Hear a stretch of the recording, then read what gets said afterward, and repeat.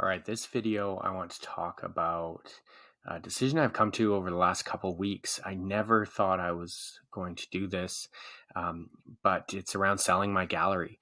And I want to first, off the top, say I'm not leaving Sorare. I absolutely love Sorare. It is such an amazing platform. I love the community. I love the game. I love the NFT aspect. I'm absolutely wrapped with it. I spend all my time on Twitter and on blogs and on the platform and whatnot. So I'm in. Don't get me wrong, but just kind of thinking about how I can build for this upcoming year, and I started to listen to some podcasts and stuff around that, and one of the So Rare Data ones brought up selling your gallery, and that first planted the seed. And I started to kind of give it some thought, some more and more, and I felt actually better and better about it. So let me talk about why, and then kind of what I'm doing, and I hope to kind of share some videos in case you're thinking of maybe doing the same thing. And I don't know, let's figure this thing out together. So first off, initially when I joined So Rare, my feeling was I was really bought into NFTs and that kind of feeling of, and kind of relaying it to sports cards. I collected baseball cards and hockey cards and all these things growing up, and of course they have long term value. They've ebbed and flowed and dipped and all this sort of thing over the years, but they're kind of making a comeback, and these things do have long term value. And of course NFTs are this sort of, and what So Rare offers is, fundamentally is the kind of evolution of that, a digital blockchain backed type of asset of players, of famous players, of athletes that you can collect and be excited to have. Davy Rofe here. I'm one of 100 people to own this card, and I'm the only one owning card 15. That to me has long-term value, the same way I might collect, I don't know, a Michael Jordan rookie card or whatever back in the day. So that to me, that's what brought me in, and I was kind of looking at this as an investment, a longer-term investment. This is the future of card collecting, and so I used things like transfer market was big for me. It was looking at players. Here's Jeremy Doku. Guys that are kind of on the up, they're nice and young, and I was, where have they transferred from and things like that. All the things that you would do on a site like this. I was also looking at something like FIFA Index.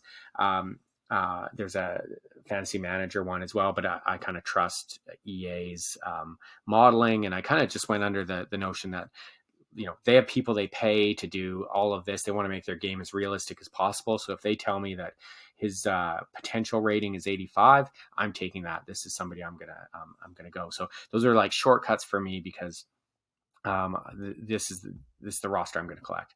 And as you can see, obviously, goalkeepers, you're kind of let me just quiet this Discord here, but I have a whole range of ones, but especially when you look at, say, my forwards and mids and things like that. And if we go, I'm kind of just bounced around when it comes to limited, but especially when you look at my composition, there's a few rewards here and stuff like that, but sorry, it's being a little slow. Okay. Oh yeah, that's why, because this thing's trying to load. Apologies. Okay. Some really young players, a few kind of older ones, but really looking at some of these guys that I think will be stars in the future, 17, 18, 19, 20-year-olds and so on. Midfielder, same thing. Probably Kachu is my, biggest prize, if you will. I have Militao as well as a defender. But again, look at these ages. So clearly I'm kind of trying to sort of compete in U23, but mostly hang on to these cards and flip them as they're worth something down the road, or keep them for a very long time and all of that. As you can see by a lot of these kind of numbers here, not really capable of winning too many cards. Maybe Kachu and Valverde was okay toward the end of the year and things like that. But what we see is that Militao had a really good run for a bit. So there's some nice pieces. Don't get me wrong, Nico Williams for sure. But I wasn't winning anything, and for somebody that had put in uh, around sort of $30,000 Canadian into this. I was at the time that I was starting to kind of wonder about my strategy. I was only winning rewards around 2% of the time, 2.2%. Like something's wrong here. Like, yes, I'm getting some Ethereum thresholds. That was fairly consistent. I have a big enough roster to be able to do that. Sure, a couple winning cards in limited and things like that, but not enough for the amount of roster that I have. So now I have improved that over the last several months, and now I'm up to about 5%. But I still feel like this should be a lot more. So I started to question whether is this the right thing for me. I could hang on to these cards, see these players grow and flourish, sell them when they're 27, 28, 29 years old, and probably make a profit, feel pretty good about that. But in the meantime, I'm kind of missing out on actually like creating lineups that win cards. And I can win these young cards, or I can win cards that I sell and then go buy these and things like that. Like I'm missing out in that weekly enjoyment of having competitive lineups. And so I started to feel like maybe I should change that. And so the other piece to this is that I like about the thought of selling is that, so first off, I can optimize my lineup. I can just go and get a bunch of Ethereum now to go and shop, take all the learnings that I've had over the last year and a bit, and actually make some smarter investments. I made some terrible purchases. We all do at the beginning. We all do all throughout. You make some panic buys and all these things. To be able to rid myself of some of those. I mean, Brendan Aronson, I paid an ETH for. Like, look at this. Oh my God, that's my biggest shameful one. And he's worth about half that. And this is when ETH was high, by the way. So if we looked at it in fiat, it'd be even more gross. So, and I mean, he's fine. He's great. He's going to have a good career, but just from an investment point of view, tons of mistakes here. Even some of these guys down here, I'm just sort of, not kind of making that money back. So that was a big piece for me, is the opportunity to maybe, could I just sell this and actually start fresh and now have a pile of money or Ethereum to then go and rebuild with all the new knowledge that I have and things like that. The other piece is like kind of this one fell swoop. Like I could now just go and do this and then just be a shopper for 2 or 3 weeks, or even over the span of a few months if I want to be a bit more patient. Instead of this game of like selling a card, buying a card, selling a card, buying a card, selling maybe 3 or 4 cards. And then like, it's really hard. And meanwhile, game weeks are going by that you're still not winning because you don't have your best lineup yet.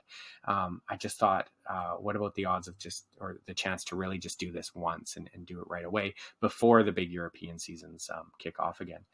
The other piece as well is the actual Ethereum price. So, I mean, I'm not going to get into fiat versus Ethereum. There's tons of debate out there. I'm a long-term ETH believer. I want to see Ethereum grow in terms of my portfolio.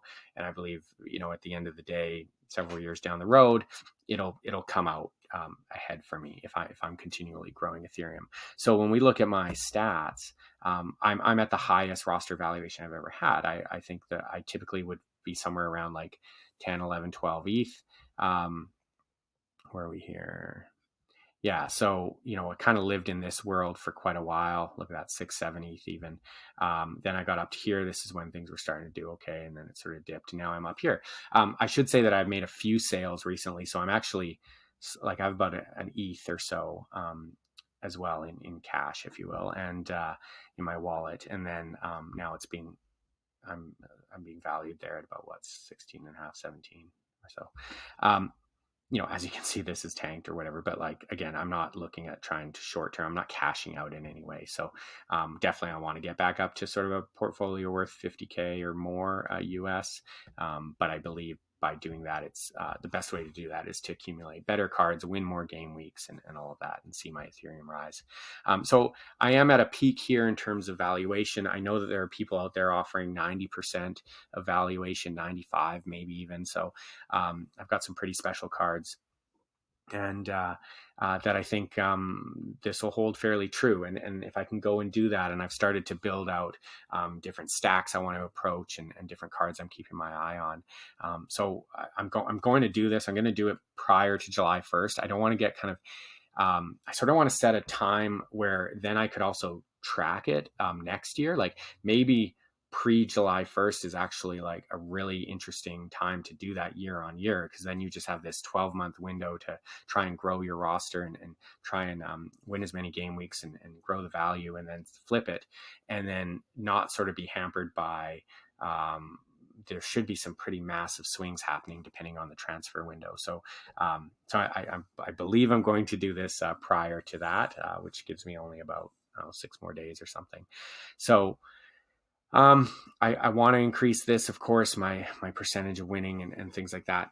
One of the things I have been doing a little bit is selling a few cards that I think have a high, because naturally what this is based on is kind of 2-week average, 3-day averages and things like this. So this number. But if I see a scenario where the floor price, let's see if we have one, where the floor price is quite a bit higher. I mean, this one's not quite a bit, but say it was, I might sneak in, put him on sale higher than the 3-day average, knowing that that's what I'm going to get when I sell the whole gallery, but lower than the floor price. So there was a few instances like this. I traded Owen Windle. Here's a good example. So if I put Selikov down at 0.3 or something like that, 0.35, maybe I get that sale, and that's going to be more than when I sell the gallery. So like I said, Owen Windle, I sold him for 0.76, I think, which was a little higher than what was currently happening. So I was pleased with that. And there was one or two others, I forget. But so, I may do that over the next few days. We'll see. And then it's really just getting into buying mode and shifting that. So I'd love to hear if you're thinking of doing the same. I've heard of people that just do this over and over, and they say it's like the rumor, I suppose, is that they've loved it, and it's been it's thrilling because you kind of rid yourself of everything, and then you just get to go out and shop again, and you have this pot of money to spend, and you can take all your learnings and apply it. So that's what I'm trying to do. I'll take you on this journey. Definitely leave a comment or reach out to me if you want to chat and look at your gallery and see what possibly you might want to do. And we'll just keep learning. So thanks so much. Thanks for listening, and we'll talk again.